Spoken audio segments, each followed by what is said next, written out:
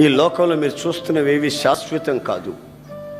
నిండు నూరేళ్ల జీవితాలు శాపంగా మార్చుకోకూడదని దేవుని వాత్సల్యాన్ని బట్టి మిమ్మల్ని బ్రతిలాడుకుంటున్నాను. నీ ఫ్యూచర్ ఏమిటి? ఇప్పుడే కదా మొలకెత్తింది నీ వ్యక్తిత్వంలో. నీ జీవితం ఏమవుతుంది అని ఆలోచించకుండా మొలకెత్తిన వెంటనే గోరుతు గిల్లేసేసుకుంటే ఎండిపోద్ది, శాపంగా మారిపోద్ది. తగలబడిపోతే ఎలాగా? జీవితంలో ఎంతో మనం సుఖపడవలసింది, నెమ్మదిగా జీవించవలసింది, ఇతరులకు ఆదర్శంగా మార్చబడవలసింది, ఇతరుల్ని ప్రభువులోకి నడిపించవలసింది. మనం ఆరాధించే దేవుడు పరిశుద్ధుడు.